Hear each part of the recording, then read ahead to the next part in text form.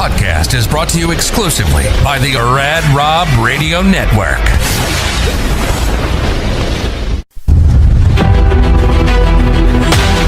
Imagine a place where mental health, resilience, sports, and the power to never give up all come together. This show is about life. It's about mental health. It's about bouncing back stronger than ever. This is Reset and Rise to the Unbreakable with Amanda Moore.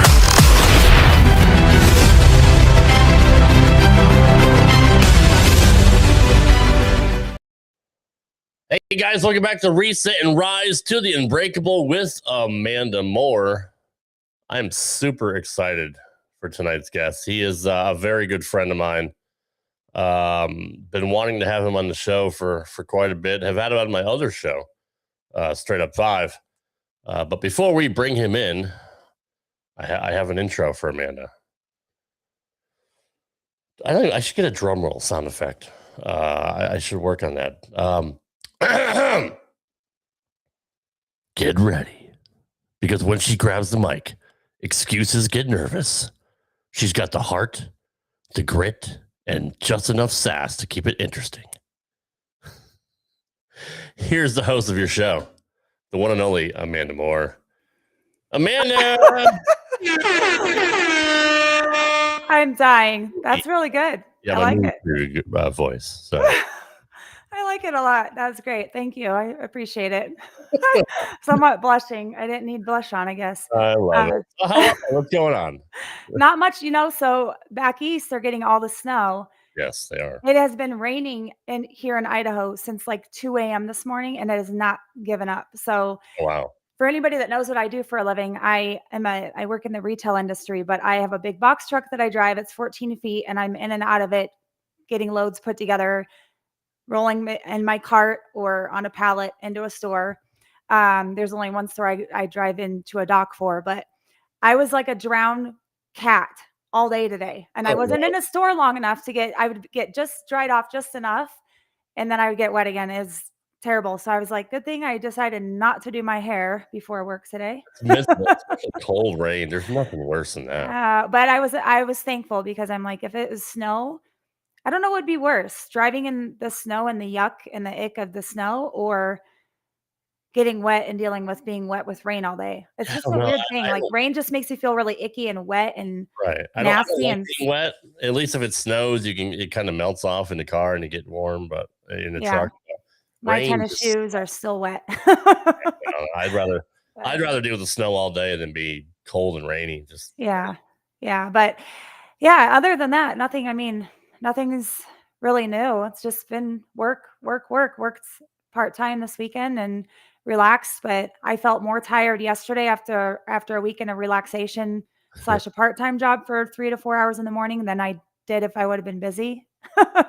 So I think I got too much rest. I think there is such a thing as too much rest, but it was great. So how are you though?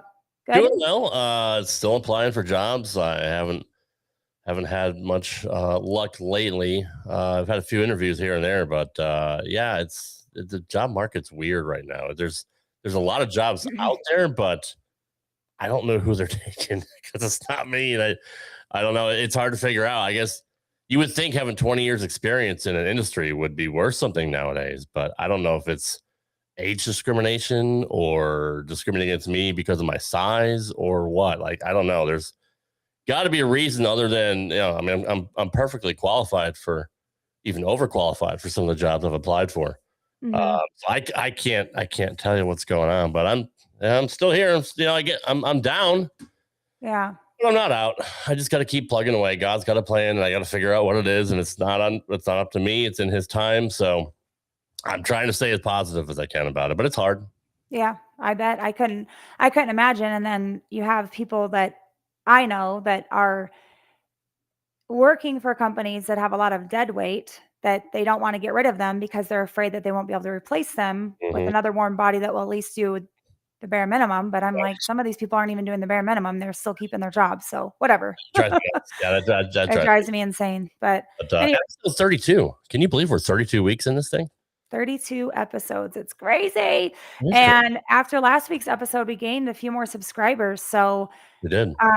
Again, for anybody listening or that does listen, Todd McGill did promise a free bowling ball to anybody who is a subscriber if we reach 500 subscribers. So please continue to like and share the podcast episodes or with your friends. Word of mouth is great. I've learned how to be, I guess, I come into contact with people and I'll tell them about my podcast, but not like in a conceited, like look at me arrogant way. It's more of like a humble, like, hey, have you heard I have a podcast? If I'm talking to them in conversation and they're talking about how life is tough or whatever. So that's gained a couple of subscribers. So yeah, word of mouth helps a lot. And so does sharing the word. So I appreciate the people that have done that. And like I've told people before that are guests on the podcast or going to be future guests is like, it's my podcast, but it's your episode. And the more that you share and spread the word about your episode, it not only helps us, but it helps you as well for people to get to know you and your story. So to anybody that's going to be on the podcast and future episodes or to have been, please continue to share. It does help a lot. So the people that have done that for us with their episodes in particular, it has been very beneficial and it's very noticeable. So I appreciate those people. But tonight's guest is Chuck Richey Jr. He's someone who understands resilience in a way most people never will, from growing up as a Navy brat, as he says, in Norfolk, Virginia. I don't know if I said that right. To spending 30 years in Concord, North Carolina, to becoming a PBA member since 1988 with 2 South region titles. His story isn't just about bowling. It's about loss, reinvention, homelessness, and choosing to live when giving up felt easier. He's a husband, a father of 4, a grandfather of 8, a retired truck driver, and a competitor on the PBA50 tour. So let's welcome Chuck Richey to Reset and Rise. Chucky, what's up, buddy? How you doing? Hey, how are you doing? I wanted to just point out you're on staff with Bolifi and with Brunswick. Mm-hmm. And those are 2 companies of how I came in contact with you in the first place. Absolutely. Sure. That's how we met. Yep. And just continued to grow. I mean, everybody, we said it last week, but everybody that's involved with Bolifi is like a big old family. So we support one another. But Chuck, let's go back to the beginning. Okay. As you called yourself a Navy brat, what was it like growing up as a Navy brat in Norfolk, Virginia? It wasn't too bad. I mean, I was born in Long Beach, California, but I only lived there for like 8 months of my life. You hippie. And, yeah. Well, I'm glad I got out of there. That's for sure. But yeah, I mean, I was 8 months old. My dad got transferred. He was in the Pacific Fleet and got transferred to the Atlantic Fleet. And we moved to Norfolk, Virginia in 1970-ish. I was not even anything yet. Right. Sorry. I know I'm old. I'm old. But yeah, so I spent basically my first 26 years in Norfolk. My dad ended up becoming the command master chief at Little Creek Base, and that's where he retired from. And then he worked 25 years for the Postal Service before he retired. And then so he had a chance when I was 16, right after when I played baseball and was recruited. 16 years old, I was getting recruited from travel ball. A couple of colleges were interested in stuff, and then I blew my knee out. And that same time, my dad was offered a transfer to Tallahassee or to Florida, one of the bases in Florida, and he basically told them that I'm not going to move my son. He's 2 years into high school. I'm not going to have him relocate and start over. No friends and all that stuff. So we decided to stay and retire there in Norfolk. So, yeah. So how did moving around shape your personality and competitive mindset? I mean, Norfolk it's a wild place. I mean, I had a lot of friends there, and it was hard for me to leave there. But with driving trucks and stuff like that, I had a better opportunity in Charlotte, North Carolina to work here. So I packed up and we moved down here in 1995. And, you know, I go home a lot. It's only 5.5 hours back home. So I go back every few months and visit my my mom. You know, my dad passed away in 2018, but my sister and her kids live there and stuff. So I go and visit them a lot. Yeah. And are your 4 kids in a near proximity to you within driving range that's reasonable? My son is 10 minutes from me. My youngest daughter is 30 minutes from me. My oldest daughter is north of Greensboro, which is about an hour and 20 minutes from me. And then my other daughter lives in Salisbury. It's probably 45 minutes from here. So we're close enough. Yeah, they're all reasonable. And you talked about baseball a little bit. What position did you play in I baseball? was a shortstop. Shortstop. Wow. Yeah. Is that how did you blow out your knee while playing baseball? Well, the funny thing was, I'm dating myself again, but That's all right. this was back when they used to take those little floppy bases and strap them to a post underneath. It's in the ground. Oh, okay. And I slid into second base. I was stealing base. I slid into second base. My leg got caught on that post underneath of it and just tore it to shreds. Oh my gosh. Yeah. Wow. So Well, I was in a cast for 7 months. oh my word. And you didn't go back to baseball after that at all? I couldn't. I had no, I mean, I could have done something else, but I kind of lost the passion after that because I knew I wouldn't be what I was before. And the competitive person in me, I couldn't accept the fact that I was going to be a lot less than what I was. You didn't ever think there was a possibility of working your way back up to where you were before the knee injury at all? I mean, You're pretty set on it wasn't going back to the way it was. Yeah, this was 1985. Medicine wasn't as advanced with that kind of stuff back there. So they put me back together and that was about it. I mean, I did all the physical therapy. I did all the weight training. I mean, I tried and it was going nowhere. Yeah. How devastating was that knee injury physically and mentally for you at the time? At being that age? I was devastated. Especially when they told me how long it was going to take me to where I was going to be anywhere near 100%. And to this day, I don't even think I'm 100% with that knee. So, you know, everything was looking up. I mean, I was good. I played travel ball. I had Old Dominion University right there in Norfolk. They were interested in me. They, you know, there was a couple other schools. We had a tournament in Richmond, and I actually got to talk to one of the people from the Cincinnati Reds, and they said, well, you know, hey, you know, you keep on track like this, and you know, who knows? And it was like a month or two later is when everything happened, and I was like, well, it's done. Well, and which knee was it? Is it your slide knee? No, my push away. Your push away. Yeah. So when right baseball knee. when baseball ended, how did bowling step in to your life? I had already been bowling. I've been bowling since I was, you know, 7, 8 years old. So I was already bowling. I was that kid that would go in there on Saturday mornings and bowl my 3 games of league in my baseball uniform and then run straight to the field and play. So, you know, so I was already bowling then. And then just, you know, when I came back, I mean, bowling was something that I could still do. And it really the knee didn't really affect me that much with it. So got a little job working at the bowling alley while I was there, and, you know, just in free practice and all that stuff. So I just kept working on it then. And at that point, bowling for you was just something fun to do. It was just a hobby. You weren't like totally invested into it at that point? I was competitive. We had travel league. Okay. We had travel league up there for bowling, and we would travel, you know, Chesapeake, Virginia Beach, Hampton, Newport News, Richmond, you know, take a team, all-star teams and run around towns and other bowling centers and compete. I mean, you know, when I was 15, me and 3 other guys that I bowled with, we won the state tournament in a team event. So that was pretty cool. Yeah. At what point did you realize bowling could be something bigger than just a hobby or something you did as a youngin'?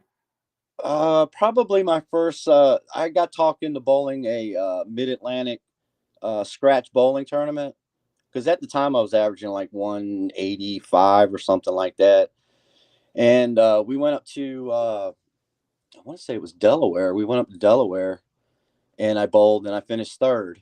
And that was like, I might be pretty good at this. I might try to stick with this a little bit. And then I just started bowling Mid-Atlantic scratch tournaments, JSBA, junior bowling tournaments all up and down the East Coast, and of course bowling, around the city tournaments, the state tournaments, and stuff like that, and doing pretty well. So, like I said, I started working at the bowling alley, so it was free practice. I'd come in 2 hours before my shift, and I'd practice for 2 hours a day every day that I worked, and really started getting pretty good at it. And then 1988, I got talked into bowling my first regional, and the first person I got to cross with was Guppy Troup. And Oh my gosh. that was Kyle so much Troup's fun. dad. That's cool. Portsmouth, Virginia. That was, and we've been friends ever since. So Yeah. I've known Guppy for decades. So He's a wild man. He's awesome. I'm so happy he finally went into the Hall of Fame. That was so cool to watch. That was cool. And speaking of cool to watch, Brandon Bonta. Oh my goodness. Crap. Wow. 300 against EJ Tackett. Yep. On television. First major title. He can say that he's 1 for 1. He is perfect on the PBA tour right now. Man, I think he's going to be one to watch out for. I mean, Absolutely. He's definitely, I think I read something somewhere, somebody said, and it's spot on, that this kid is going to be in the next year or so, if not sooner, Belmo and EJ Tackett are going to be someone people talk about, but this Brandon kid's just going to dominate. God, he's got talent. He's so good. I didn't get to watch it on television because we don't have television. We just have streaming services. Yeah. But I rewatched some clips and rewatched what I could wherever I could, and he's got finesse, man. He makes it look effortless. So yeah. So speaking of talent, yeah. But you weren't just bowling. You were building a life at the same time. You were. So you worked at Wilson Trucking from 92 to 2019. Yeah. That's nearly 3 decades. Mm-hmm. What did that chapter teach you about discipline in your life? Well, to tell you the truth, the guy that hired me, his name was Randy Morton, ex-military guy. He made sure, I got rode up because my shoe was untied. He walked down the dock, my shoe was untied, he wrote me up. Oh wow. And if I didn't get a truck done, unload a truck fast enough, got rode up. He was hard on me, just like everybody else. But it shaped me into, hey, I got to get this stuff done. I got to get it done efficiently. Got to make sure all my counts are right. Everything's done. And I just when I went to work, man, I went all in. Yeah, you learned how to prioritize really fast. Yeah. He was motivated. Yeah, he was a motivator, that's for sure. It stuck with me throughout my whole career in the trucking industry. Yeah, that is some work ethic characteristics that are missing this day and age is self-motivation. Yeah. Prioritization. Yeah. And hard work ethic, like actually earning your paycheck. Yeah. Not that I'm opposed to it because it's helped me in a lot of ways, but social media and electronics in general have ruined a lot in the workforce. So, you don't hear many people. I don't even know if I know bosses like that. I don't really hear from mine unless there's a big issue. Matter of fact, I make a joke, and if he watches this, he'll know what I'm talking about. His ringtone is set to Darth Vader because if you call, there's a problem. It's not like he's not just calling to BS and see how I'm doing. So, I get nervous when that ringtone hits my phone. Yeah. But how did you balance full-time work with marriage, kids, and competitive bowling all at the same time? It was hard. It was really hard. I missed out on a lot of bowling. I bowled that regional in 88 with Guppy, and then I bowled like 2 more regionals that year, and I did okay. I cashed in 1 out of my first 3 tournaments, and a funny story about that is I was like, okay, well, I'm doing okay here. Let me try a national stop. So I went to bowled the Fairlanes Open up in '89 up in Baltimore, Maryland, and I crossed with Pete Weber. And I did okay. I held my own. I think I missed the cut by like 40 pins. And it was grueling. And like I said, I crossed with Pete, and I got up and I got done, and I went over and shook his hand. And he looked at me, he says, "Don't quit your day job." He's a little rough on the lanes. so I'm going to preface that, but my first PBA 50 tournament, guess who I get to cross with? I don't know. Pete Weber. Pete Weber. Oh, Lord. So we get done qualifying, and I actually make the cut. And we're sitting there on the bleachers afterwards, and I said, "Hey, I got a funny story to tell you. I don't know if you remember this." And I told him about what he said to me, and he apologized. He goes, "Man, I'm so sorry. I was different back then, and this and that and the other thing, and great bowling this week, and all this other stuff." Did you tell him you didn't quit your day job? You retired? No, I did. I kept. Yeah, I told him. I said, "Man," I said, "because of you, I got to drive tractor trailers for a few years." But we laughed about it. We still laugh about it from time to time. I was like, "Yeah, no, I quit my day job to come out here and bowl with you now that I'm 50." So that's funny. Well, you've been married twice. What did you learn about yourself through both seasons of marriage?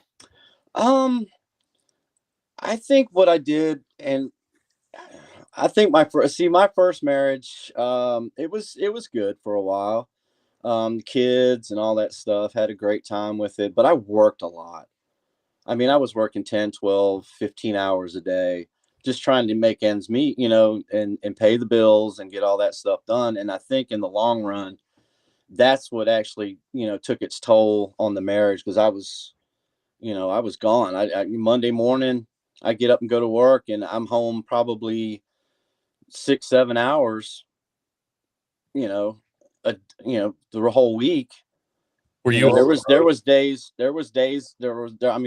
took a 90, I moved down there in 95, 98. I took a position to where I was local Mondays and Tuesdays. And then I was on the road Wednesday, Thursday, Friday. And then I would be home Friday night, and then I'd be home Saturday, Sunday. Sometimes I'd have to go in at midnight on Sunday nights and go in and help, unload trucks and load out the city units and stuff like that. So, I mean, I worked a lot. The money was good. I mean, it was paying the bills, and she didn't have to work, and the kids were taken care of and all that. But in the long run, I just think that me working so much maybe through both seasons of both marriages, you've learned more of a work-life balance. Yeah. I mean, even during that time from 95 when we moved down here to 99, I didn't touch a bowling ball. Oh, wow. I had no life. I was working home. So when you did pick up a bowling ball again, it was like riding a bike for you, because you're pretty damn good. Let's be honest. Well, it wasn't all that easy. It took a while. I mean, the bowling balls I had were so outdated, and that's when the technology in the bowling balls really started taking off. It was about the time that I walked away from it for a while. Mm-hmm. So, it took me a little bit. I bought a couple of bowling balls here and there. And, we were sitting in the break room at work one day, and one of the guys that was working the dock, he come in and he was all mad about something. And I said, "You all right?" He goes, "Man, I just had somebody quit my bowling team." I went, "Bowling?" Bowling.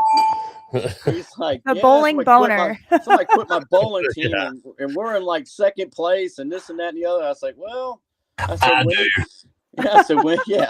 when do you guys bowl? He said, we bowl Monday nights. I'm like, "Well, if you need somebody, I used to bowl."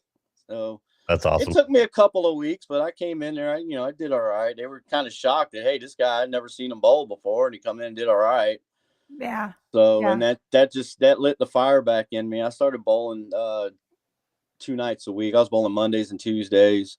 And now you're part of it. Did I see where you bowled like a senior morning league? Oh my God, that was the coolest thing. And they were drinking beer, not coffee. I walked in, I put my stuff down. I was like, I need to go over. I need caffeine, and I don't drink a coffee, so I decided I'm going to go give me a Mountain Dew, the snack bar. And there's like 6 people in front of me, and I'm telling you, nobody under the age of 60. They're all over 60, into their 70s and 80s. And all I heard was Michelob, Budweiser, Michelob. I'm like, Man, they're living life to the Yeah. fullest, I guess. It's 5 Yeah. o'clock somewhere at 9 a.m. you got that right. But I thought that was the funniest thing, That man. is I mean, funny. I saw more beer cups than coffee cups this morning. Oh, getting the party started early. But Oh, yeah. what does being a father of 4 and a grandfather of 8 mean to you? It means a lot to me. My kids are everything for me. My grandkids they're awesome. My 8th one actually is due any time now. So Oh, wow. Congratulations. That's so, awesome. Well, yeah. winning 2 PBA South region titles, Mm-hmm. where do those rank in your proudest moments in your life? It's got to be. It's got to be below marrying my second wife, the kids, the grandkids. It's not as high as people would think it is. Yeah. Yeah. Well, Mhm. you still got to be pretty proud of that. I mean, Oh yeah. yeah. And you Well, were, I way back in the day, I mean, I was very competitive in the South region, but I had like 3 or 4 second place finishes. Then when I came back, I actually bowled my first regional after moving to North Carolina back in 2005, and I bowled like 3 or 4 that first year. I came back, I finished second again. I just could never get that last game out of the way, and then this last year I won the Greensboro Open, and then me and Tim Foy Jr. won the doubles. I And am going to get Tim on this show. Mark my words. I'll see if I can help. He's been bowling phenomenal. I've been I following his know. stuff. Yeah. I was so heartbroken for him. If it wasn't for the Yeah. 7-pin, he would have been on the show this weekend. Yeah. A He's lot an of amazing heartbreaks. bowler. I was Yeah. pulling It's a for a lot of heartbreaker. different guys, but Nate Garcia almost Oh. made the cut, man. That was Yeah. Yeah. so Nate sad. Garcia is on. I saw where Elise is not going to be bowling because she's going to be following Nate to the next PBA stop. So Mm-hmm. kudos to her for that. And I wish Nate all the luck. I mean, that guy, Yeah. he's He has actually worked hard. he puts the work in. So I think Yes, he he's does. gonna get something done this year. But anyways, Chuck, but life doesn't always follow the script we think it will. So I want to shift to something else. In Mm-hmm. 2002, after your divorce, you experienced homelessness for 5 months. Mm-hmm. What was that season really like for you? It was dark. It was really dark. It was really hard for me because I wasn't seeing my kids.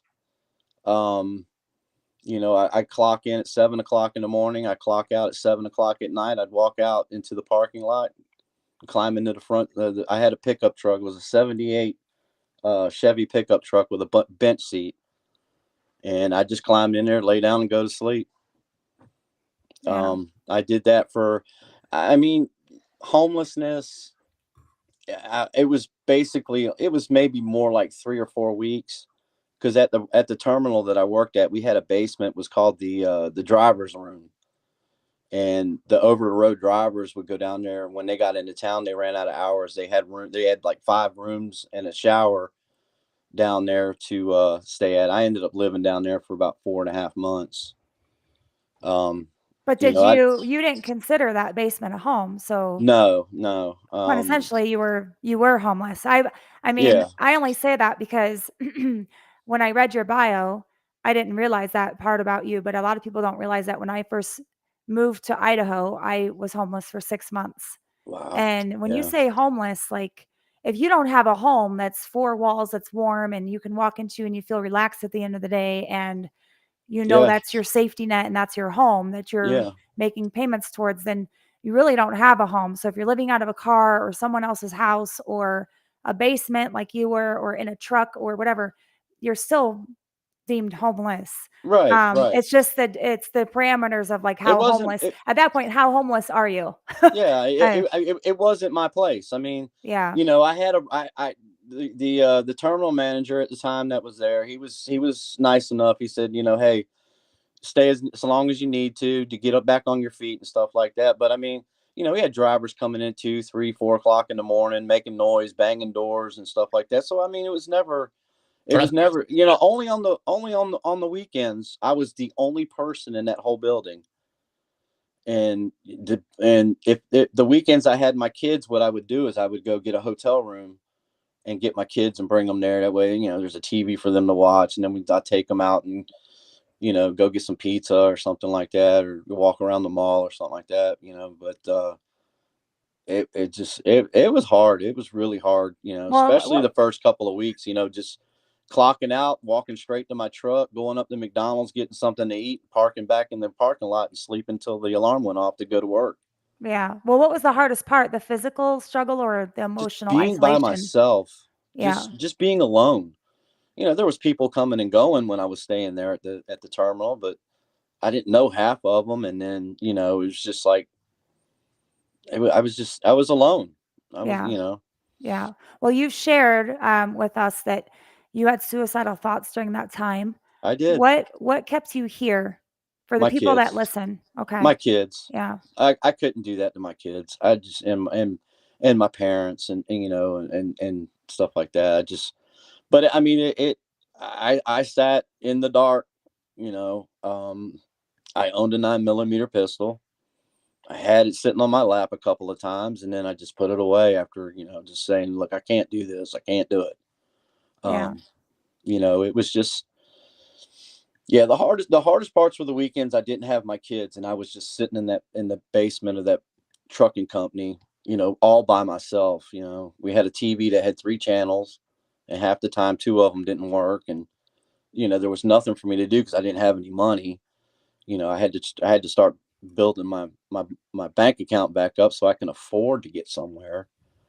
And so, it was just, the only time that I did anything other than sit down there was when I went to go get something to eat. Yeah. Yeah. So, well, you and I have a few things in common. So along with the homelessness and the bowling aspects that have kept me here, which I'm sure you too, because you create a family out of the bowling community. Yeah. And then when you're on staff with certain companies, you create a family off that as well. So I've shared the last few episodes. I very much have empathized with the guests that we've had, because sadly enough, we've had quite a few guests that have had suicidal thoughts or suicidal ideations throughout their life when they've hit rock bottom. And I think everyone at some point in their time in life has a rock bottom moment where they're like, I've had enough. This is the end, whatever. Where I can sympathize with you at is in the summer of 2024.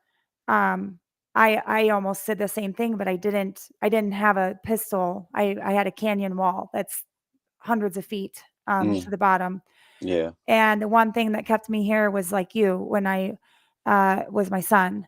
I couldn't do it. I had a dad. I had a dad that did that to me when I was 5. I've never really been able to, I've healed from it, but I've never really been able to understand how somebody could do that now that I have my own kid, to your kids.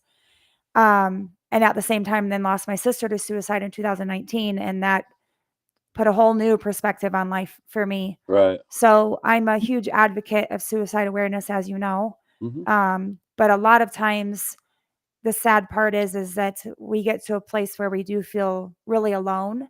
And so the part that I want to commend you on is that the weekends that you didn't have your kids, and those were the toughest times for you to get through that emotionally, that you still stayed here and you found a reason to stay.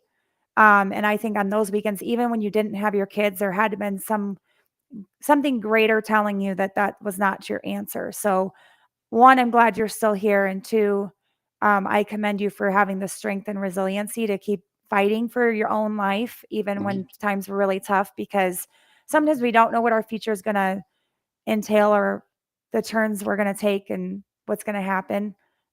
We just we never know. So, was there a specific moment where you said to yourself, I'm not done yet? I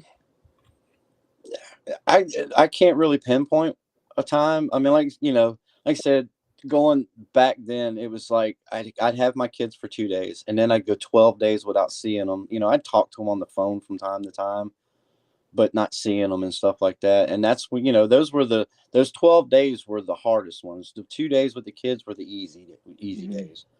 And then when I dropped them off again, it was like, what am I going to do for 12 days? You know, Yeah. Rips your soul I apart. can't. Yeah.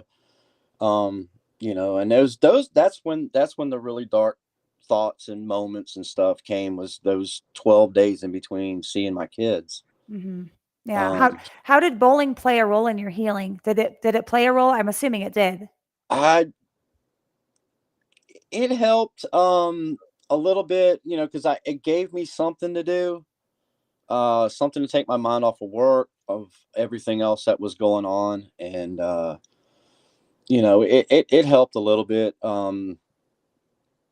It's the family aspect of bowling. I mean, I've got so many friends, and I have family from bowling. So, you know, just being able to be around people and stuff like that, it helped a little bit.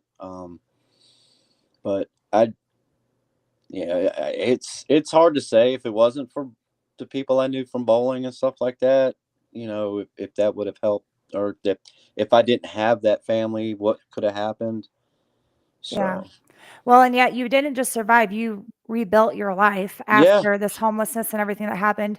You were remarried in 2008. Hmm. How was that relationship different for you as a person and making you evolve into someone better, into who you are now? It was wild. I met her through a friend at work. His wife, she worked with my friend's wife. They set me up on a blind date, and we went to this country kick bar in Charlotte, and had our first date, and it just clicked. And you know, it was the first time in a long time that I wasn't the one putting 100% effort into getting anything back. She wanted to know what I needed, what I wanted to do, and she was very supportive of everything from day one. And I didn't have that for a long time in my first marriage. So, and you know, she picked me up, and she encourages me to do, you know, to reach my goals. She's the reason that I retired, and I'm bowling for, you know, for a living. Yeah. You know, when I left Wilson Trucking, sorry about that, something popped up on my screen. You're fine. I was running a warehouse for a little bit, and something happened, and I was actually running the warehouse, but then they hired some college kid to come in and wanted me to train him. And I called my wife, and I was like, I just can't do this. And she goes, just quit, go bowl for a living. I'm like, okay. So, and that's how I got started bowling, you know, the PBA 50 tour and stuff like that. And you started retired. competing in PBA 50 starting in 2021, I right? was actually supposed to, 2020 was going to be my rookie year. And 2020, January of 2020 is when I walked away from the other job, and she told me to bowl full time. Then COVID hit. Ugh. Yeah. Stupid COVID. So the only thing I got to bowl that year was I bowled the Senior Masters that was moved from June to September in Vegas. Well, what does that stage of competition on the PBA 50 feel like compared to your earlier years of bowling? It's a whole different animal. It's not cutthroat. The kids tour was, you didn't have friends out there. Now, when you were done bowling, you go back to the bar, sure, you hang out with people. But these guys on the 50 tour, they're a big family. They're a big traveling family that like to hang out with each other. Even while they're bowling, they're not like, you know, ignoring you and all this other. They're just, you know, high-fiving and, hey, great shot, this and that and the other thing. And it's really laid back, and it's easy to compete with these guys. Yeah. Yeah. How is Bowl? So for those that don't know, Chuck is a part of BowlTV. You were, how did BowlTV and modern exposure change the sport? It gives everybody a chance to watch what goes on leading up to the finals, you know, especially with the kids tour. I mean, back in the day, you didn't know who was where, who did what, anything until the show started on Saturday.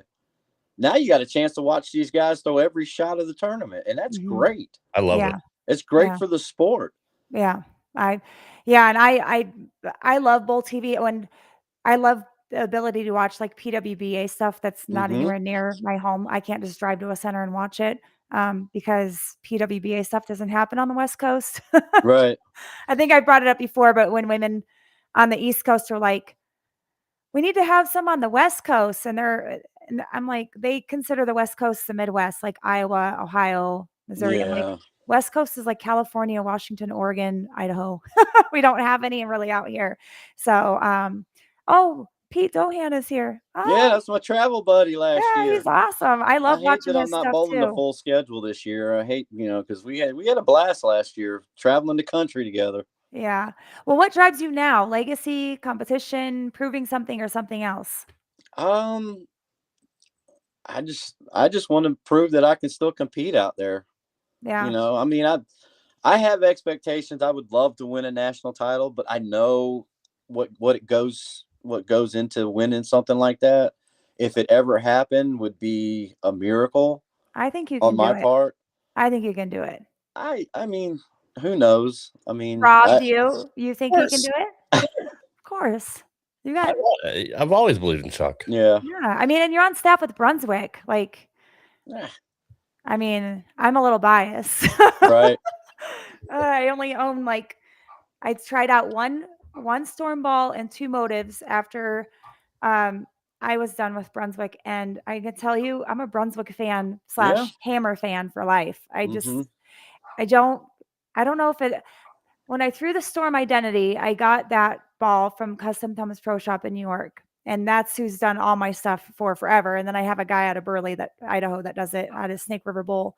But I rolled it and I thought it was gonna be something spectacular. And I'm like, I don't know if it was just in my head that it's Storm, so it sucks. I'm not sorry if I hurt anybody's feelings, but No. I just didn't like it. So I've literally rolled it for like a game and it's been sitting in my bag. And I had the Motive Venom Shock. I met EJ Tackett at a seminar that he held here in Idaho, and Mhm. he recommended me getting the shock and then getting the Nuclear Forge. I got both those balls, and I just don't see what the pizzazz is on them. I Right. think I'm just addicted to Hammer. I seriously do. Anytime Hammer comes out with a new ball, I instantly message Joe in Philly at Custom Thumbs and I'm like, hey, Yep. get me Send it. this. Send it. So I love Hammer. yeah, Yeah. I love Hammer. You can't go wrong. I mean, and I think it was a match made in heaven for me because all through high school I threw Hammer. When I was younger, I threw Hammer. Mhm. I've thrown Hammer most of my life. And then when I moved to Idaho and got reintroduced to bowling after taking a few years off from it, I was throwing a mix of everything, but I never was really comfortable like I am with the Hammer balls. I Yeah. don't know what it is, but it's just there's something about it. They're superior. That's all. Yeah. I mean, Right. Yeah. my first ever ball was the old urethane black Hammer, like in the 80s, like the original Hammer Yep. ball that came out, and that ball I had a couple of those. Yeah. How many I got a question for you, Chuck. How many Mhm. bowling balls do you actually have in your home, in your possession? Do I even want to know? Well, I know I have a rotation of 24 for tournaments and league play and stuff like that. So I'm not crazy to all the Then people I that are like, have you have too many. then I have four racks that I actually got from a bowling center that shut down full of bowling balls Oh, wow. dating back to like 2015. So I might have 100 bowling balls. Charlie Taps in the house. Oh, look at that. Yeah. Who 500 rev rate for who? I love Not Charlie. me. Charlie's a good dude. Charlie Charlie's is got good. more rev rate than I do. Oh. You just said I do exactly the same way that Kyle says it. I do. I do. Dude. Well, he's from Hickory. I live in Concord, so I mean, That's funny. Oh my gosh. So how long have you been on staff with Brunswick and Bolifi? Bolifi, Ryan Simonelli got me on there 3 years ago. Brunswick, Chuck Gardner actually signed me in 2010. So I've been 16. This is my 16th year with Brunswick. So I've been with them for a while, and I mean, I haven't, unless they kick me to the curb, I'm still going to throw their stuff. Yeah. Do you have a specialty that you prefer out of one of the brands of the B7? I like a lot of the Hammer stuff. of course, the Brunswick stuff. I throw all that stuff. Dude, the CUDA's back, man. Yeah, but we can't use it. Why not? Columbia's not product registered. Oh, that's right. That's right. Yeah, I was so disappointed. I was like, I love that ball. Last year I got a Pulse, a Columbia Pulse. Mm-hmm. Yeah. That ball was money on a bunch of patterns for me. I can't throw it now. Oh, that sucks. But I just drilled up that Spartan, the Ebonite Spartan, and it's pretty close. Let me know how that is, because I want that ball's pretty good. I threw it last night and today in league play, and that ball's What'd you pretty shoot good. today in league, Chuck? I shot 646. I could not put strikes together to save my butt. It was strike 10 pin, strike blower 7, strike 9 pin. I think my first 3-bagger was the last 3 frames of the day. Chuck's one of these guys that I look on social media and I'm like they complain about bowling league, and then I'm like, I would give anything to bowl that right now, the way I'm bowling. And then they complain about, blower 7s or whatever. And I'm just like, I wish that was half my problem. Yeah. My problem is I'm bowling one league and the shot doesn't seem to be consistent, and it's a whole multitude of things, not practicing enough, not as much as I used to anyway. So I'm going to make some changes to that next year, but, and this summer. Mm-hmm. But, anyways, do you have a ball that is particularly your standout ball in the last year or so? The Alert. The Alert? The Alert. God, I did not like that ball. Very good. See, I think I can say the Effector. Well, the Effector, that was last year, a little bit of the year before that. That was good. The NB Tour was really good. I had 4 of those. Yeah. But the Alert, and I just drilled that Crown Victory. That ball, the Pearl, the red one. That ball's going to be seeing a lot of action. What about the purple one? The New Brunswick purple. Yeah. Yeah, I got that one too. I haven't reached a pattern yet. I will next weekend when I bowl the first regional of the year up in Asheville. It's on the bat pattern, 37 feet. So those black hammers and that purple Brunswick Crown Victory 78 is going to get some use in there. So the new Widow. I haven't thrown that one. I've got one that's sitting downstairs. Are you talking about the Dynasty 3.0? Yeah, the purple. That ball looks sick. Is it? I have that ball, and it took me a couple games. For some reason, I got told a long time ago that it takes a few games to get some oil in the covers of the Brunswicks to see what their true roll is. And I can attest that is very true for me. I have a higher speed for a girl, but I'm still mediocre rev rate. But I think that goes along with my 4-step approach, and we changed some things with my arm swing and being a backup bowler has its advantages and disadvantages. But that Dynasty is solid money. I can roll that ball in any pattern, and it has such great shape in the back end, and it's continuous. It does everything they say it's going to do. I don't often say that about any balls, but like the hammer effect will forever be my ball. I have 2 of them. They're both separate. That's the one that I didn't like. I like the other ones, but I didn't like that one. And then my Effect Tour just cracked in league a few weeks ago, like all the way around. I literally almost started crying. I'm like, I've won 2 tournaments with this ball, and I rolled a 680 something right out of the box with it, 680 something. I've rolled a 7 something with it. I can't remember, but the Alert, when you talk about, you and a couple other people have said how good that ball is. Brunswick actually is the one I talked to about the Alert, and I did a pin down layout on that, and I think I need to revisit. I actually gave that ball away because I was so pissed off at it. You're pinned down with that ball. You're basically defeating the purpose of the design of that bowling ball. So I didn't come up with the layout. I'm not going to say who did. A good friend in the bowling industry told me to do this layout, so I did. Then I took it to a few tournaments. I changed surfaces multiple times. It had no shape, 0 shape, even on a house shot. So I ended up just giving it away. I'm like, do whatever you want with it, redrill it, whatever. I'll just get another one, redrill it. And the sad part for me is I tend to like balls that are either continuous or they go really long and then they're skid flip. Those are the balls I like.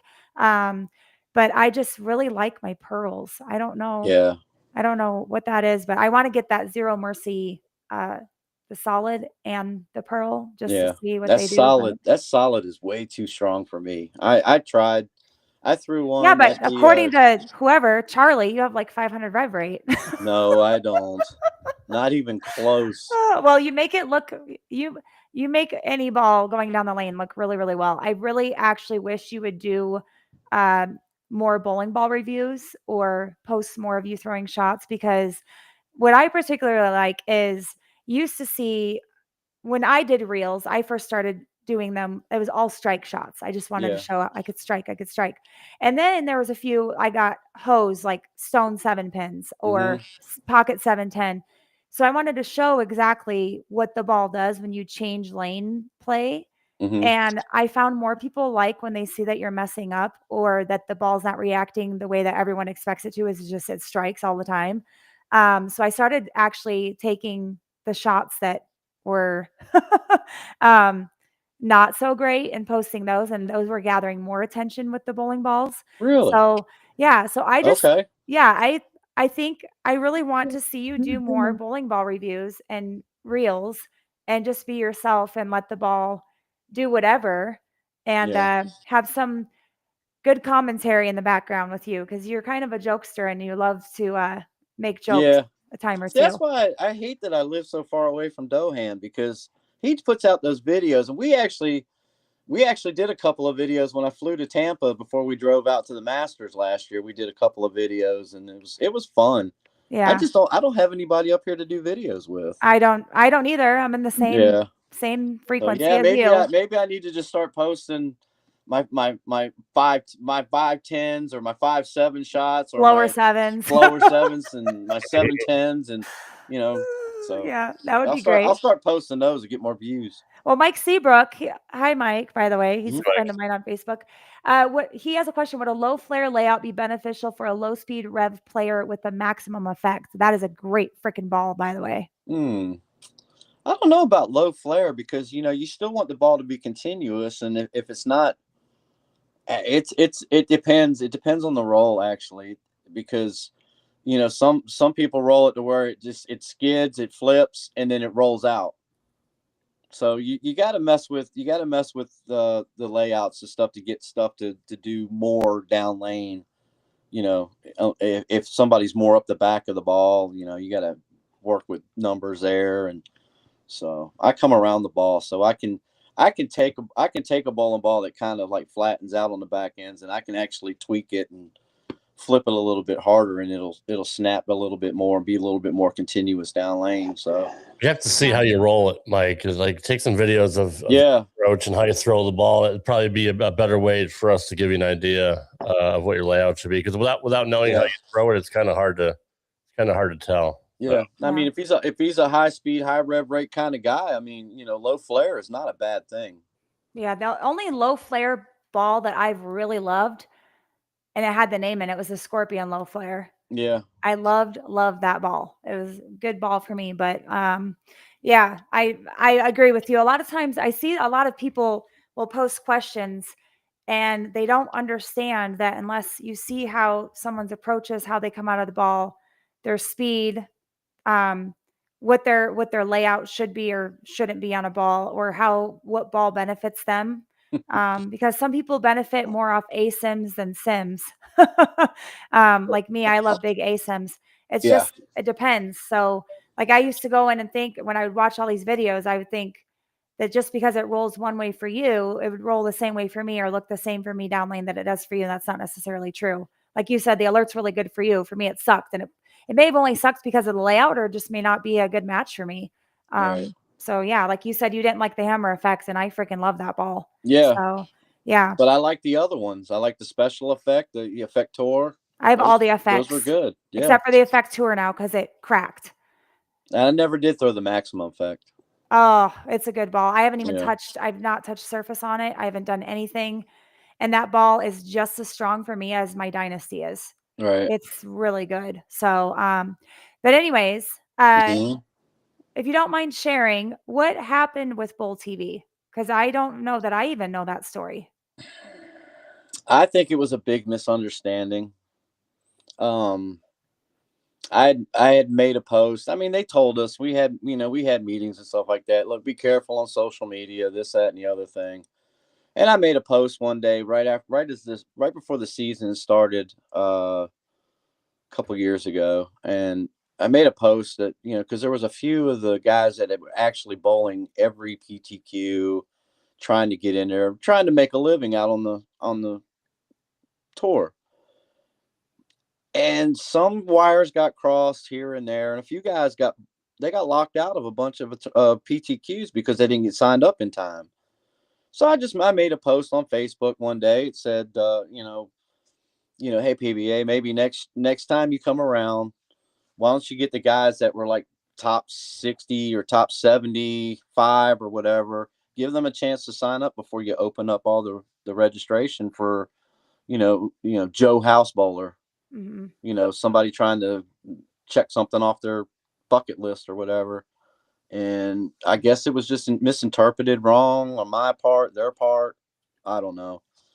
And I was suspended for a couple of days, but I ended up being in Vegas anyway. And while I was out there, I had a meeting, and I was told I was being let go. So, which sucks selfishly for me, because I think maybe we were in our second year on Straight Up 5, and you were going to promote the show on BowlTV for us, which was huge to give us exposure. And then you got let go, and I'm like, well, there goes that. So I basically posted as like a suggestion, hey, to help the guys that truly are making a living on the tour.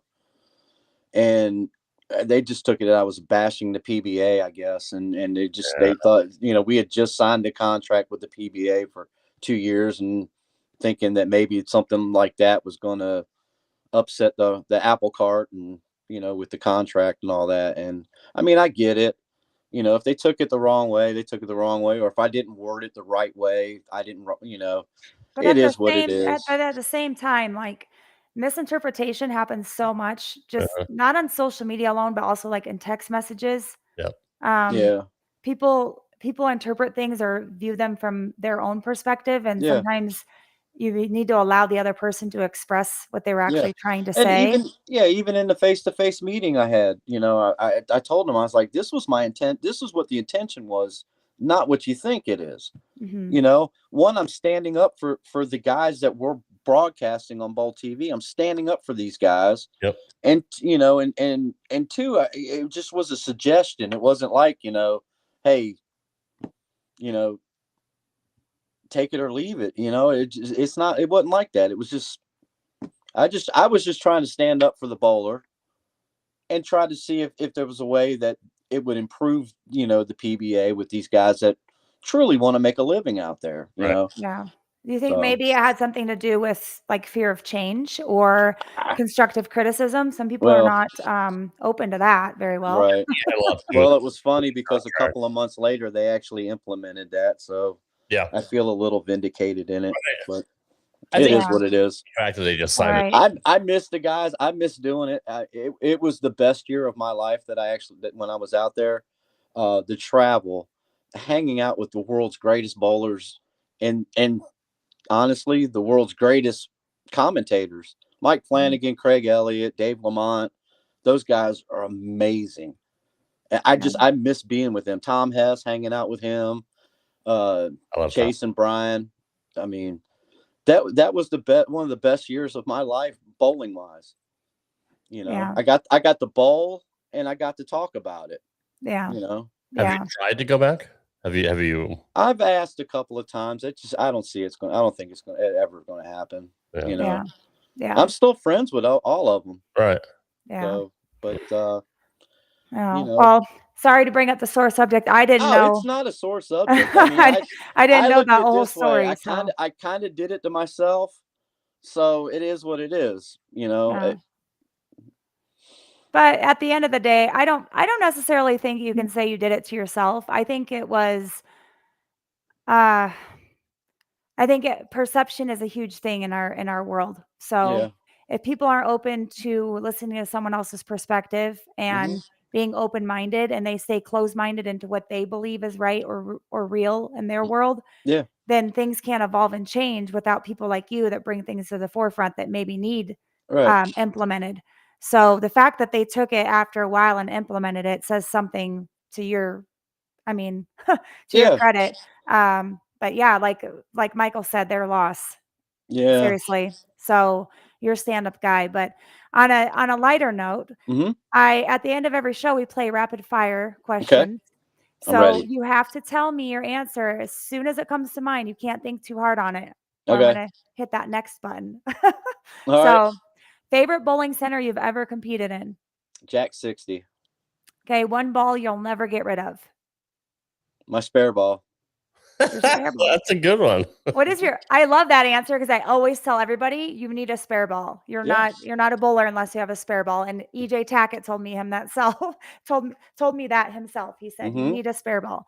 Yep. What is your spare ball? T-zone or No, a hammer axe. hammer axe? Okay, Mhm. cool. Strike or clutch spare? Clutch spare. Spares for dough, strikes for show. Yep. Strike There for you show, go. spare for dough. Yep. And Baseball you know or and you know something that goes with that. I what? actually, to win my first title in Greensboro, I picked up the 2-8-10 split. Oh wow. Oh wow. I did it in the night. I did it in the 10th frame. If I would have missed it, all the guy had to do was mark to beat me, and he had to double, and he only got one. Oh wow. That's So crazy. spares matter. Spares do matter. Mhm. Baseball or bowling, which still has your heart? Bowling. Bowling. I can't even watch. I can't even watch. I don't. I barely watch baseball anymore. Yeah. Most intimidating lane pattern. Anything under 36 feet. So what if it's under 36 feet, but it's heavy oil? It just doesn't matter. It doesn't matter. It just. I'm just now getting to the point where I'm okay with urethane. And you have to throw urethane on stuff like that. Yeah. Yeah, I can manipulate ball speed and stuff like that for the longer patterns, but those short patterns, you got to have ball speed. You got to have a urethane ball or a ball that gets through it, and it intimidates me. See, I grew up in a house which was short oil back in the 80s and 90s, a Bradley bowl. So that's all they threw out there before the house shot came out and it was walled on each side. But yeah, I growing up, I bowled on short oil. That's how I learned. Yeah. What is what's a walled house shot? Because I don't know what that is out here. We don't have that. That's where you close your eyes and you're a backup bowler and you throw it left and it hooks back no matter what. Yeah, we don't have that out here. We have one house has the chromium pattern. Oof. And another house, I swear to God, the oil goes out to like the 2 board. You have I would love that. No friction. I would love that. Not me. I want some. I want some straight up 5 action. That's what I want. You go. See, I go to league and I watch these guys. I watch these guys hit 25 different boards and strike all day long, and I'm sitting here getting, a little spot like 5 boards, and I'm leaving 10 pins all day. They're all the house ball, all the league. Do you know how depressing it is to watch people's scores on like? I will get on Facebook and it was a phenomenal league night. You get on there like I averaged 230, I averaged 220, I'm like I shot 870. I don't know who like nobody does that out here where they shoot like 700-800s like consistently every single week. Like it doesn't exist out here. So I'm like, I want to go back to the East Coast sometime or down south and figure out what the hell. There you go. So I can bring all this back over here and tell them like this is what we need to do. We have multiple 900s now. Somebody else just shot one like a month and a half ago or so. Yeah. Oh, there's. Are you kidding me? I can't even remember what the number is, but it's in the double digits now at 900s. And Glenn Allison was the first one, right? Yeah. And a friend of mine, not EJ's brother, but Zachary Tackett out of Virginia Beach shot 880 last night. Yeah, I seen that. Yeah. I did see that. That's awesome. Yeah. Okay, so now I want to know who is the most intimidating PBA player to you on the tour right now? On the lanes, Tom Hess. Okay. No, PBA, and then I also want PBA 50. Oh, PBA. It's got to be EJ. If you were to bowl EJ against is intimidating because he can score on everything and anything, no matter. It doesn't matter. And then Tom Hess is the other one. Tom Hess on the lanes is intimidating. Off the lanes, he's a teddy bear. More over JJ? And I love Tom. No disrespect to Tom, but JJ's on fire, dude. JJ is awesome. He's a machine. He's a Terminator. Yeah. But he No doesn't. doubt. He doesn't get up there and throw the strike and then do this to. Well, that's true. No, you're right. He doesn't do that. That's intimidation, there, man. You're right. That's funny. Tom's a big guy. What's your pre-tournament meal? Oh God, I don't have a set one. That's well, I mean, if Don't there's one say available, Popeyes. No. if there's a Popeyes around, I'll eat some Popeyes. I was expecting me and you to Dohan say stopped at a Popeyes in New Mexico. Nice. I was expecting you to say some typical Southern answer, which is like Waffle House. Oh no, that's an afterwards. Waffle. Oh my gosh. Okay. That's an afterwards deal. What's the after party. That's so stereotypical. So I'm sorry, we don't have a Waffle House here. I've been to one in let's see, Savannah, like down in Georgia, Georgia, all that area down there. Yeah. Lasagna. And lasagna. My wife makes an amazing lasagna. Yeah. Anyways, Rob, I'm not stereotypical or judgmental. I'm just saying I went to the Waffle House when I visited Georgia. I visited my aunt when I was younger. It was the best freaking waffle I've ever had in my damn life. It's so good. I wish we had them up here in Idaho, but I don't think we'll ever get a Waffle House. I got one walking distance from my house. Oh, I'm jealous. Also some hash browns. You can't get it. I'm jealous. Yep. One word to describe rock bottom. Dark. Okay. One word to describe a comeback. Resilience. Your grandkids call you what? Pop. Pop? Yep. Because my dad was Pop, and I'm half the man he was. Aw. If you weren't bowling, what would you be doing? Probably still driving a truck. Okay. Legacy in one sentence for you. A good competitor and friend to everybody. Yeah. If your 2002 self sitting at that lowest moment could see you today, what do you think he'd say? I wouldn't believe it. I wouldn't believe it. Because where I was at that moment, I didn't think I'd ever get to where I'm at now. Yeah. So, I mean, that alone not only gives other people that are listening or might listen hope that, you can be I've been at rock bottom too, and you can come back from it. It might take a little bit, a little bit of perseverance. You have to be self-motivated to do it and willing to. I've always said, you can lead a horse to water, but you can't make them drink. So you can help somebody all you want to get to that right mindset and help them towards a positive pathway. Yeah. But they have to be in some ways take accountability and responsibility to do it themselves as well. Right. So that does say, that says a lot about you. You've come a long ways from where you were at, and you've grown. Oh, and I had help. I had help. My wife is amazing. She stepped in. She's been an amazing, stepmom to my kids, and the grandkids love her to death. They call her Grammy. And, if it wasn't for her, I don't know if I'd be here, tell you the truth. After a while, I probably, I don't know how long I could have took what was going on at the time before I met her. And, if I didn't, I don't know where I'd be without her. That's awesome. Yeah. Mm-hmm. She gave you purpose. Yeah, absolutely. And she supported everything that I did. Yeah. I didn't really have that in the first marriage. So. Yeah. Well, we live and we learn, and we people that we're surrounded by, for sure, about not just them, but ourselves. And sometimes the people around us are our greatest teachers, even though we think we know all at the time. Right. So Chuck, I want to thank you for your honesty tonight. Yes, your story proves that setbacks don't define us, and what we choose next does. Mm-hmm. So I want to graciously applaud you for everything that you've overcome in life and being willing to come on the show and share your story vulnerably with us. And I want to wish you well on the PBA 50. And thank you.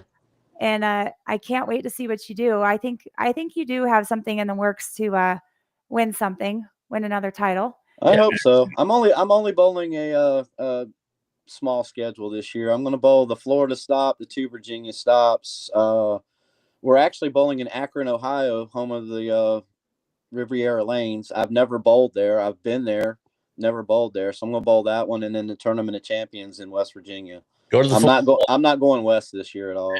Hey, if you got time, go to the football NFL Hall of Fame too out there now. I've been there. Oh, have you been there? Okay, I have been there. Yeah, that's just really cool. I've wanted to go out there for so long. Yeah.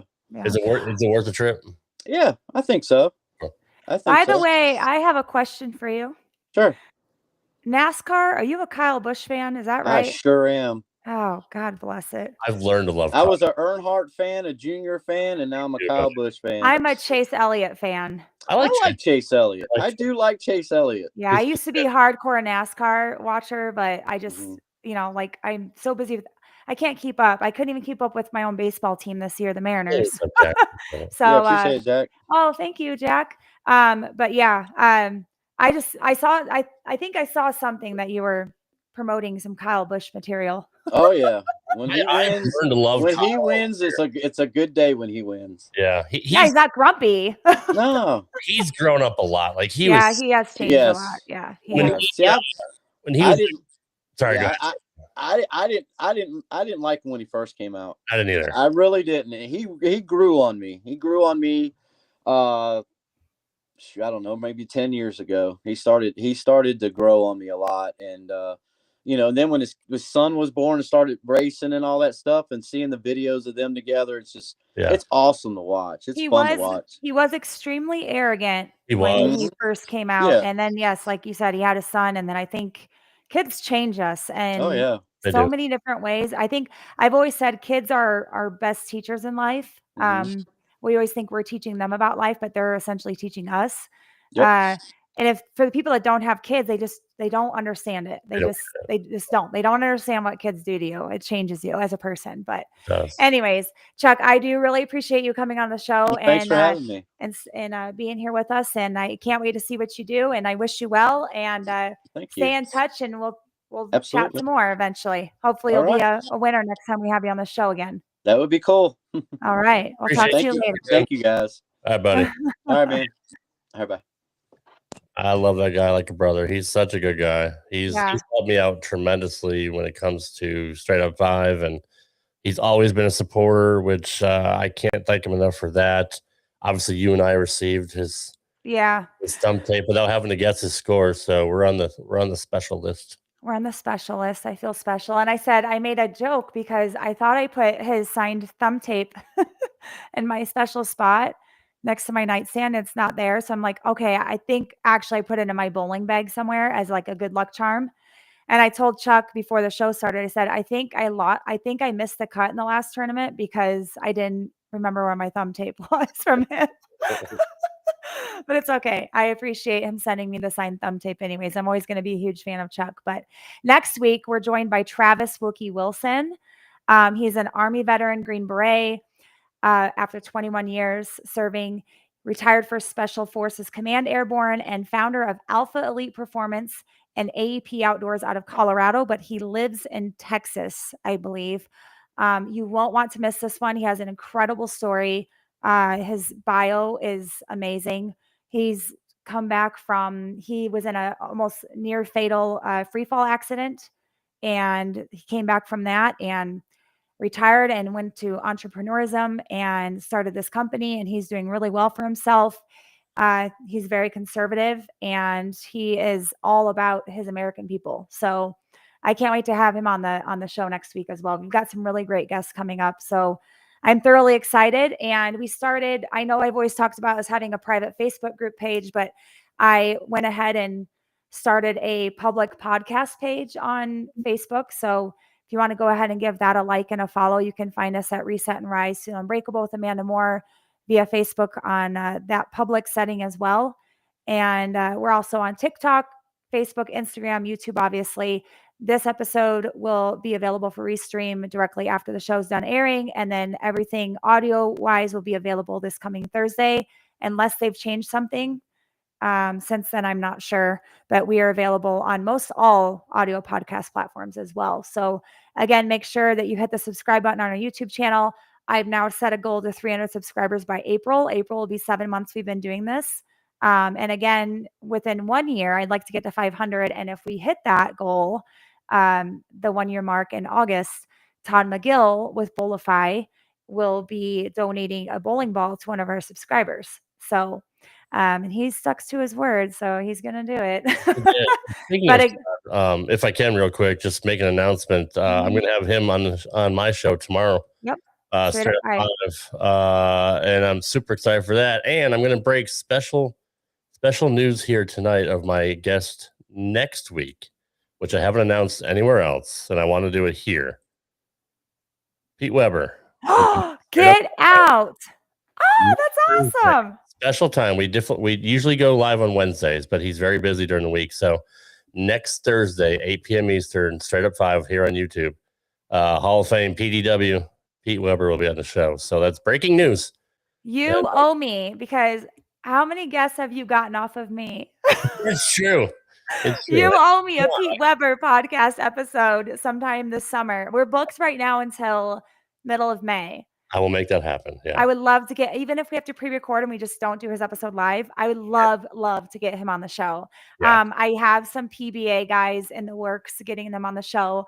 Today I did take a poll and ask a questionnaire of like what types of I'm still trying to grasp what our audience is really wanting. So I have asked people to let me know what episodes they've, I guess, resonated with the most thus far. And it seems to be bowlers and veterans. People that have really struggled and come back from. I mean, it's just crazy to me. Like, even talking to Chuck, there's some stuff when he sent me his bio I would have never known about him. I've known him for a while, and I knew none. I knew none of that, and that got me a little choked up tonight just hearing him talk about it. Because exactly. Yeah, I mean, and then when you have somebody like me too that can also empathize with him, because I've been in some of those similar situations. There was a part where I had to hold back some tears as well. Yeah. It's just amazing to me at the people that we come across on a daily, weekly, monthly basis, that we don't realize that everybody has struggled or is struggling in their own way, and in some way, shape, or form. And like we've said before, you never know, but one person's struggle may not be as bad as someone else's struggle in your eyes, but everybody's struggling in their own way. So we just need to try to be a little bit kinder to everybody, and a little bit more approachable, and be a little bit more generous, I guess. Well, like you said, everybody's heart is different, right? Like you said that early on in the show, and I love that phrase. Everybody's heart is different, and everybody. Choose your heart. Yep, right, and everybody reacts to it differently. But we're all broken, like literally everybody. That's just the fall of man. If you want to go way back to when it all started, it's sin. Yeah, we're all sinners, and that's just the way it is. But we all have stories, and like you said before, a lot of people don't think their stories are worth telling. Every story is worth telling. We will listen to anybody that wants to tell their story. Yeah, exactly. So that's what I was getting to next. If you know, if you yourself are listening to the show and you think you have a story to tell, or you want to tell it, or you think you might have a story but you're not sure and you're a little bit scared to tell your story, please reach out to me or Rob. You can email us at resetandrisepodcast@gmail.com, or you can directly message me, DM me, either on the public podcast Facebook page or me on Facebook directly, and we'll get back to you. But yeah, we would love, I'm always looking for people to bring on the show. We've had multiple times where we've had people had to cancel last minute, or something comes up and then I've got to find a quick replacement. And luckily, I have a list of people lined up that I would like to have on the show. So I'll just reach out and extend an olive branch. But I just, this whole platform is important to me, to make people realize, like, life is hard, but nothing that happens to us in life is worth taking our own life over, or ending our life, or thinking that we don't matter and we're not enough. There's always ways to triumph and come back with resilience and leap ahead. Like Rob, you said you've been looking for a job for months to no avail, and you still haven't given up. And I know, I have faith that at some point something's going to happen, and you're going to get a job, or who knows? I mean, you never know what'll happen, but business ventures will pop off. Who knows? But and having people on the show that don't think their story is worth it. Either way, it's cathartic telling your story. Like it releases such a weight off your shoulders to just get that out, put it into the ethos, and let people take it and digest it, and you just get rid of it. Like it's I so. think you actually made a short about me saying that on the last podcast with Yep. it was after we talked to Todd McGill Mhm. and we had you made a short out of something I said about that exact same thing. Like I just to be Here's able the thing. to, Like just yeah, put it out there. just to be able to be vulnerable and speak your truth and Mhm. tell everybody what your story is and hold nothing back and not lie, not try to be somebody or not try to have imposter syndrome, like I said before. It's so releasing that it takes a weight off your shoulders and you don't have to worry anymore about. And you actually, I feel less judged now than I did when I was trying to hide who I really was for other people's approval, if that makes sense. So anyways, but thanks, Chuck. We really appreciated you being on the show. But Good to be in here, man. yeah, but that aside, please go ahead and like this episode, hit the like button, hit the subscribe button, make sure you spread the word. We're trying to grow this community here and do something a little different with this podcast than most other podcasts. It's not a podcast where you just sit and shoot the breeze with friends. We're trying to make a difference in the community and hopefully nationwide at some point. That'd be great. We've had guests from all over the world so far. It seems like. By the way, Dan Marshall is on his 9th day of fasting right now. Yeah. Our You guys aren't following Brian Marshall from the podcast. He's amazing. Brian Bam Marshall was on our podcast a couple episodes ago, and to that, he has the Wild Chaos podcast. If you've not checked it out, please do. It's amazing. That same night he messaged me. He wants me to be on their podcast sometime this spring, summer to tell my story, which will be weird for me to sit in that seat. It's gonna be awesome though. But he has this 10-day fast, water fast group that I'm a part of, and I haven't done it yet. I'm just looking at all these, what everybody else is doing, and like the results they're getting off of it, and how it's amazing. He's on day 9, tomorrow's day 10, and then he's going to talk about how he's going to wean himself back into real food, like real, clean, healthy, good food, wholesome food. Like slowly, like yes, like you can't just like rush back into it and eat steak. Yes. And so the amazing things that he's noticed that it's done for him, just energy wise, focus, his body composition, his mental attitude, everything. Inflammation gone. Like he looks amazing too. Yeah. And one thing that he pointed out was how he's realized that we're not hungry, we're addicted to food. Yep. Like we're literally not hungry. Like we're hungry, but we're not satiating ourselves with actual real food. We're satiating ourselves with BS food, and that you eat the BS food and then you keep eating more and more and more. So thanks, Michael. I really appreciate that. Thank you.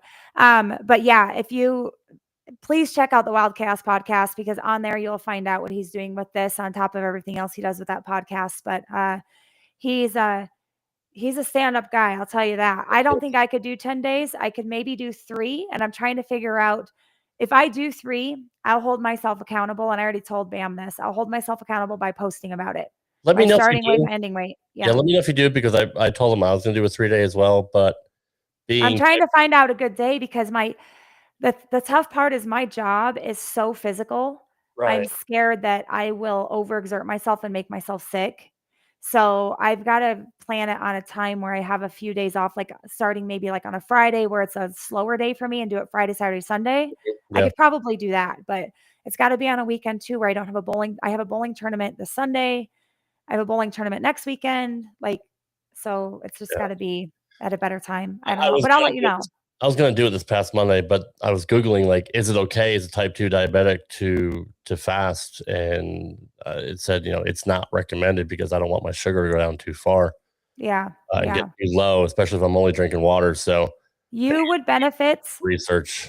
You would benefit highly from the keto diet, being type 2 diabetic. I will tell you that firsthand. So, I would try that. But in all honesty, like, diets are fads. Right. Yeah, so sure. I think it's just a way of him getting people to recognize you can reset your body. Which is what I want to do. I want to get away from the sugar and the gluten and all the processed foods and all. Like, I want to reset and rise. Reset and rise. Right. What I did one time is I took a calendar, and you're not supposed to quit everything all at once. So back when I was doing bodybuilding and nutritional coaching, I always told people, if you're drinking soda and eating sugar and eating crap, fast food, to quit all of that at once is too much. Cause then when you tell yourself you can't have something, you want it even more. So True. take a calendar and 1 week, say this week, I'm quitting soda, quit soda. The next week, okay, I'm quitting soda and I'm quitting sugar. Do that. Third or fourth week in, once you got those two down pat, then I'm going to quit all, processed boxed foods. Yeah. Just little by little, because it's baby steps and working the ladder. I had a minute where I almost started busting out laughing. So this weekend, I got to tell a story quick. Okay. This past weekend, I watched 3 movies, which I've never seen, and you would crap yourself if you knew, because I think I lived under a rock. So we watched the original Beetlejuice. I'd never seen it. We watched Drop Dead Fred. I'd never seen it. And we watched What About Bob? We'd never seen it. Oh, I love What About Bob. So I literally just almost started busting out laughing, because the book in What About Bob is called Baby Steps. Yeah, that's right. So when I said baby steps just now, I almost started busting out laughing. It reminded me of that movie. It was hilarious. Did you like all 3 movies? Oh yeah, they're hysterical. So good. Drop Dead Fred was hilarious. Yes. But I think What About Bob was my favorite. It was absolutely my favorite. Bill Murray is a He's so freaking hilarious actor, and it makes me sad. We've lost so many good actors lately. I know.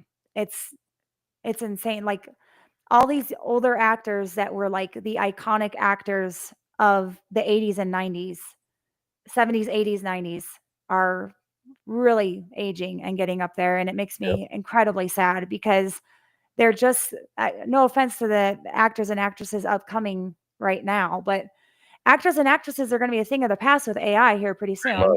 Yeah. So, and then the cost of even putting a production together is insane. So yeah, I mean, all the iconic ones, man, they're just getting old. They're just getting older. It makes me really sad. They used to.